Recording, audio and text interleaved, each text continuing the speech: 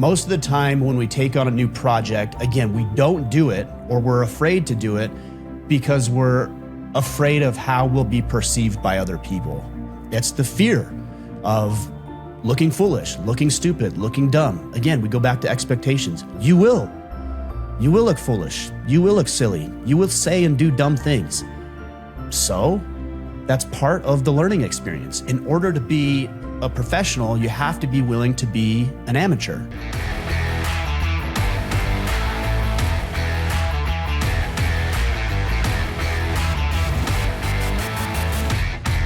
Around this time of year, most men start thinking about how next year is going to be different. They're thinking about new relationships, new business ventures, new projects, tasks, ideas, hobbies, interests, activities, etc. But what I found is that there are so many men who not only do they not know how to start these things, they let fear and uncertainty and doubt get in the way and keep them from having an otherwise successful, profitable, fulfilled year. I'm sure you've been there where you've had an idea or something you've wanted to start, or maybe even something you've wanted to end, or maybe you just want to get better at a thing, whether it's personal or professional, but you're almost frozen by fear and doubt and worry and concern and all of the uncertainties that come with taking on new projects and tasks and relationships. So today what I want to do is share with you a very simple 3-part formula that you can start thinking about in order to go get that new job or start the podcast you've always wanted to, or write a book, or ask that woman on a date, or secure a promotion, or fill in the blank with whatever your goals and aspirations are. The last thing I want is for you to struggle as we roll into the new year and create a similar year to what you may have experienced this year if it wasn't the one that you wanted. Now, if it was the one you wanted, we want to recreate that for you, or have you recreate it for yourself. Let's talk about this. The first thing that we need to be aware of when we're starting new things, whether it's, again, projects or assignments or tasks or businesses, is that we have to have the proper mindset. So many men run into imposter syndrome.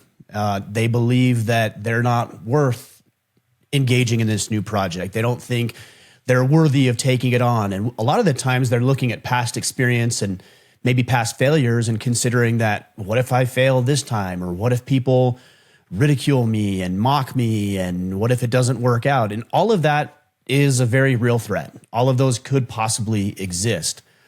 I haven't really personally struggled too much with imposter syndrome because my goal, and I'm not always the greatest at this, but my goal is to just be genuine. Just be who I am. I'm not going to tell you that I'm the greatest podcaster in the world. If I did, there might be a discrepancy between what I think of myself and actually how I'm performing, which is where that imposter syndrome comes from.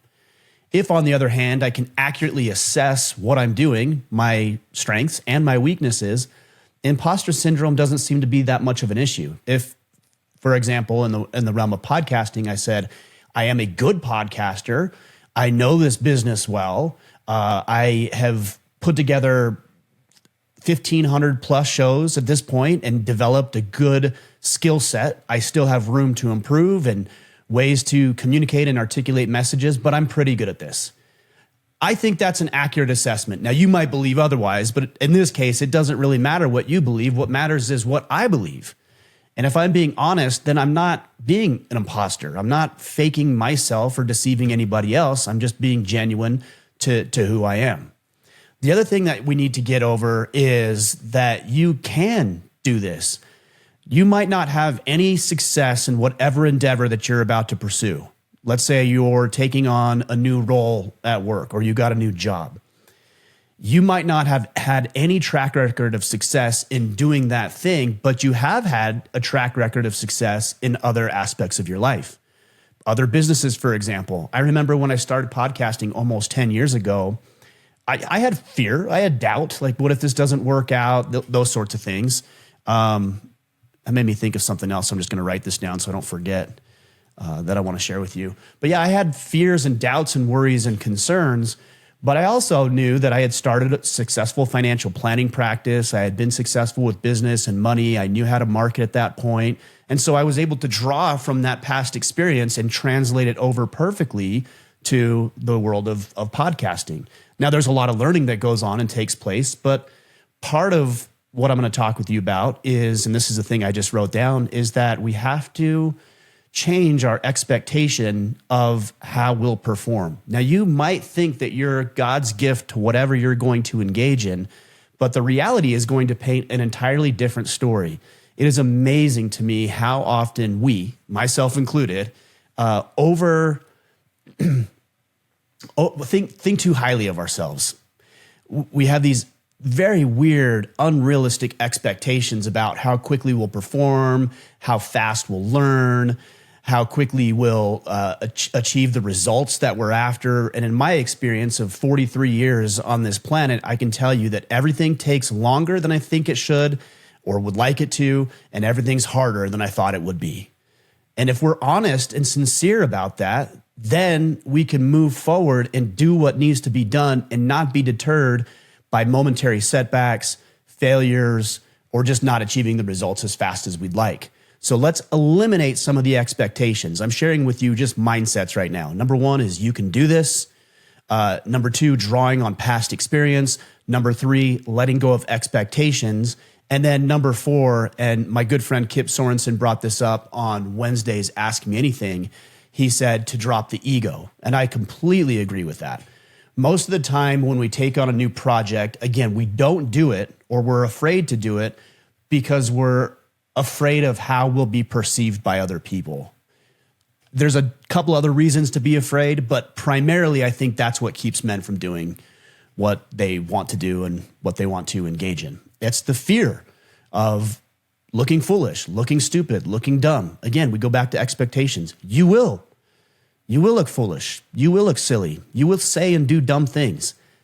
So that's part of the learning experience. In order to be a professional, you have to be willing to be an amateur. So just embrace the idea that you don't know it all and drop the ego that says or is telling you, even subconsciously, don't do that because you're going to look dumb. You have to program that out of your mind. It is hard because it's biologically hardwired into us to consider the opinions of the people around us. That is a survival tactic. 1,000 years ago, 2,000 years ago, 10,000 years ago, being ostracized by the tribe meant certain death. It doesn't mean that today.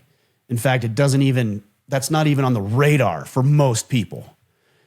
But it's still programmed into our psyche. And we believe that if we're ostracized from the group, again, even subconsciously, that life is over, the world is over, I'm going to lose access to resources, I'm going to lose access to the woman I love, I'm going to lose whatever it is that you're afraid of losing.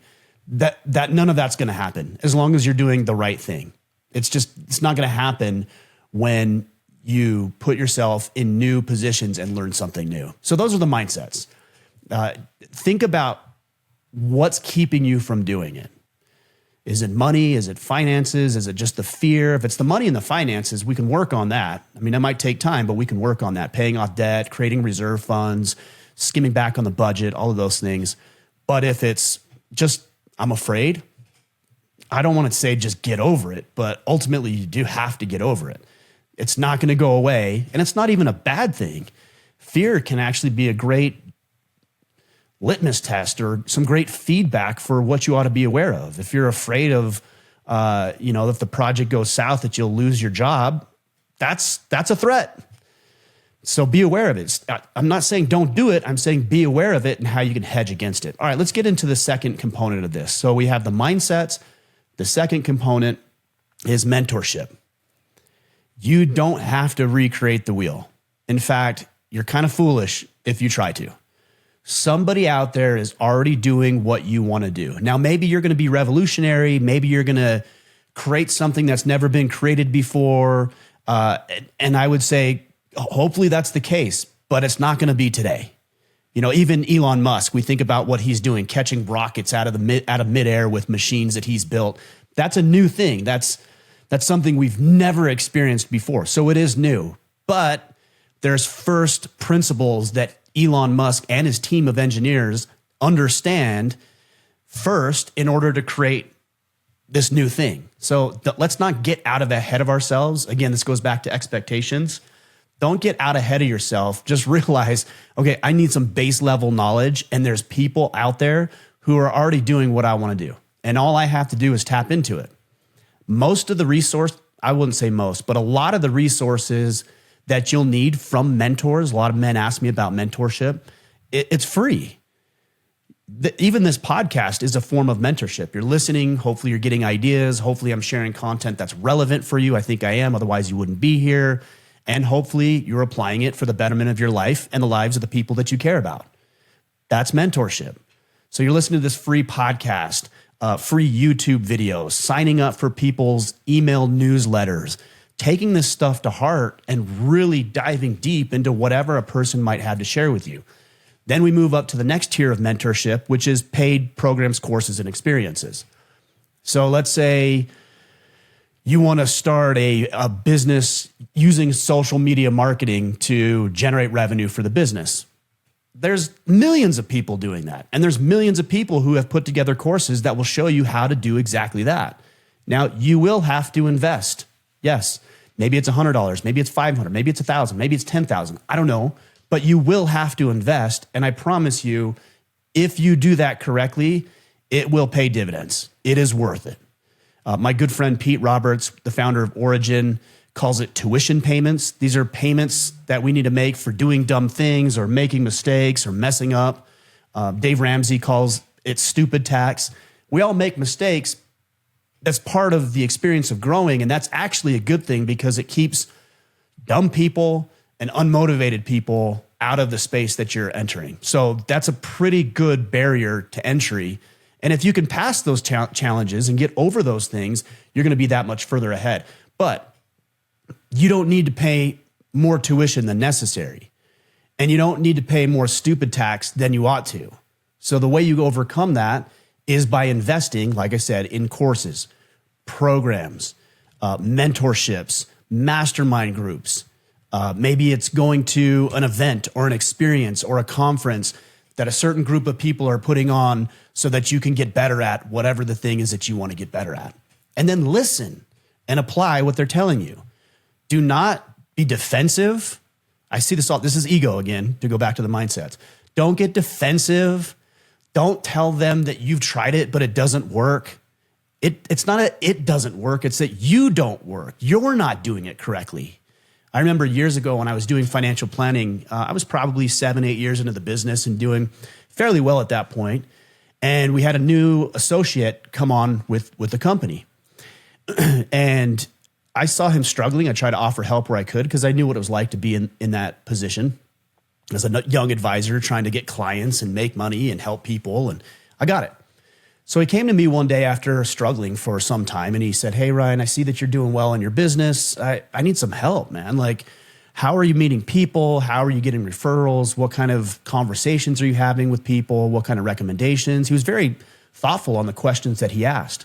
But the problem is that every time I gave him a suggestion or an answer, he had a justification for why it wouldn't work for him. So if he said, "Hey, I'm trying to get referrals, what are you saying?" And I would give him language like, "Hey, who are your 5 closest friends that you would take financial advice from?" I don't know, I'm making something up. I would share something like that with him. And then he would say, "Well, I've tried that before and it didn't work because." I'm like, okay. So I'd give him a different recommendation. "Well, yeah, I don't really feel comfortable saying that. So that's probably not my style." Like everything that I said had a retort. And I finally said to him, "Hey, it looks like you got everything figured out.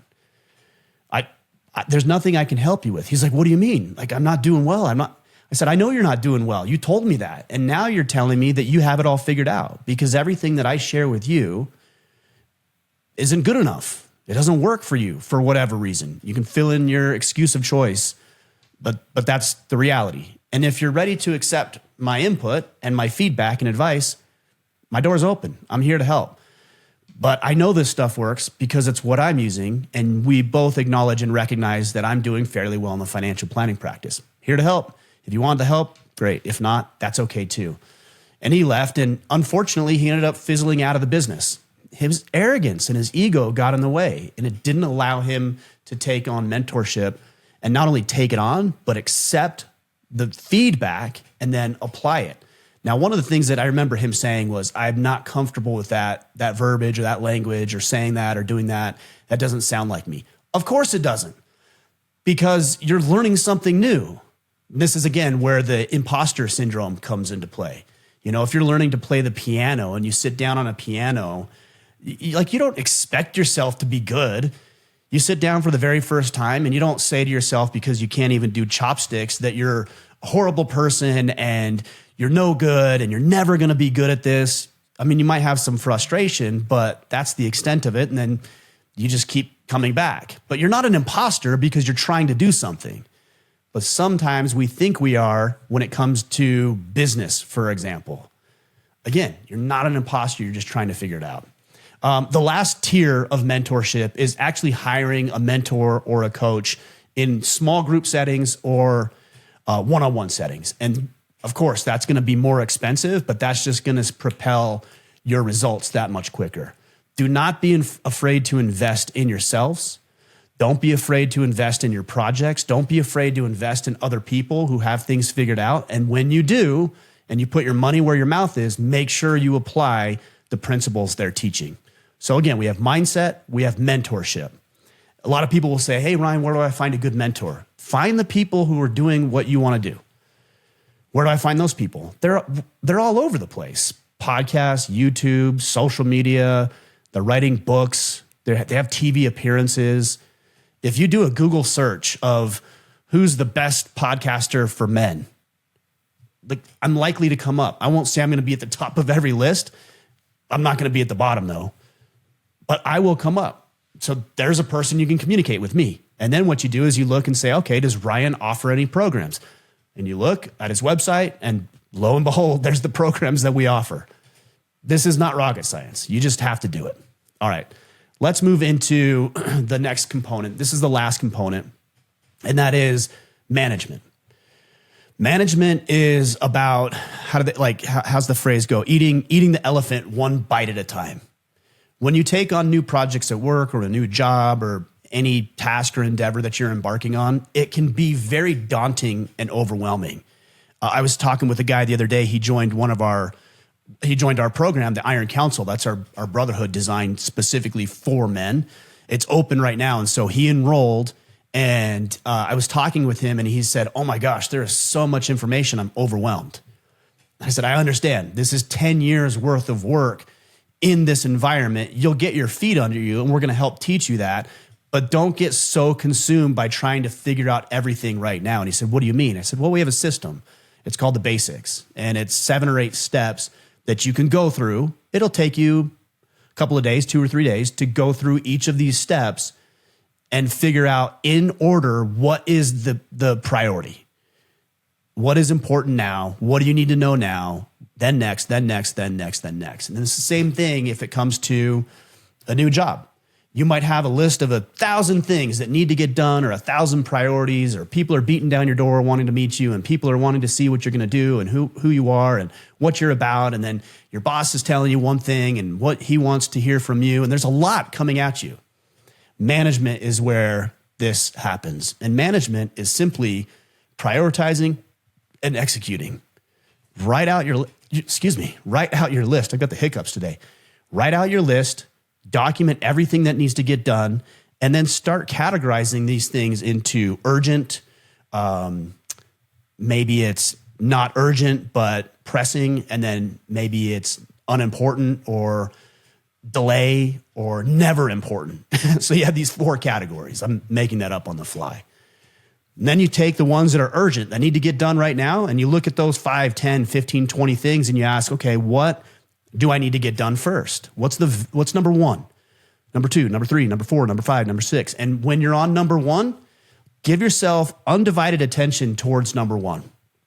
And when number 1 is completed to satisfaction, or it's in process and you can move on, only then do you start thinking about what number 2 is. And I say only then. I like to have a general idea, but I only move on to number 2 once one is either taken care of or it will be taken care of automatically. I only move on after because that allows me to change priorities based on external circumstances. So let's say I get item 1, 2, 3, and 4 done, And now I'm on item 5. I identified that would be the 5th thing I would take care of. But in the process of a couple of weeks, while I was getting 1, 2, 3, and 4 done, my boss comes to me and he said, "Hey, Ryan, I know you're working on this thing. We've had a big shift in priorities. We lost a customer, or we're going to lose this customer if we don't do this thing, and we need to reprioritize." That's fine. I can make something else number 5, and I can pivot and I can adjust. That's management. So guys, we don't have to eat the entire elephant all at once. It's impossible. It's stressful. It's anxiety ridden. And I want you to eliminate that so that you can actually move yourself forward. I think about this a lot in the context of training, physical training and working out. You can't put all the weight on the bar if you never have done that move before. So you put a little bit of weight, or you do a move with no weight, or whatever. And only then do you start moving on and progressing to more advanced techniques, more weight, different lifts altogether.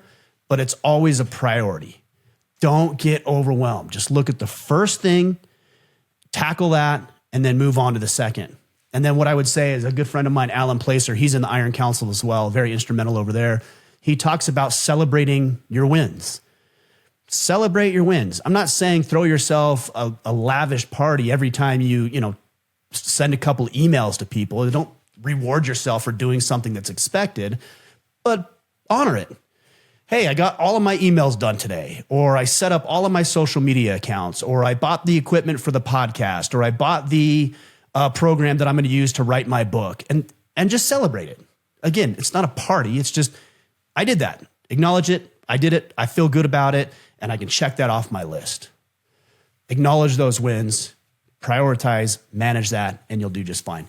So guys, that's the 3-part formula. I know it's pretty broad in what I'm sharing with you, but that's a pretty broad category, starting something new. I don't know what you're starting. If you guys have questions or thoughts about what you want to accomplish moving into 2025, you can certainly reach out to me via Instagram is probably best, at Ryan Michler. And if you want to take this a step further and you really want guidance and direction from me and 1,000 other men, then consider joining our exclusive brotherhood, the Iron Council. We've had a bunch of guys come in. I think 50 plus guys come in over the past week or so. And we're talking about everything from physical training to entrepreneurship to finance. We've got guys who want to start businesses, guys who want to pay off debt, guys who want to lose weight, rekindle broken relationships. And we've got dedicated channels and discussions around each one of those topics. So whatever your question or concern or desire is, you come into there, and all of a sudden, to hit on point number 2, you have the mentorship built into a program that allows for accountability and camaraderie and brotherhood as well. So I'd highly recommend you check that out. You can do that at orderofman.com/Iron Council. We're only open for a few more, well, I think about a week and a half, somewhere in there.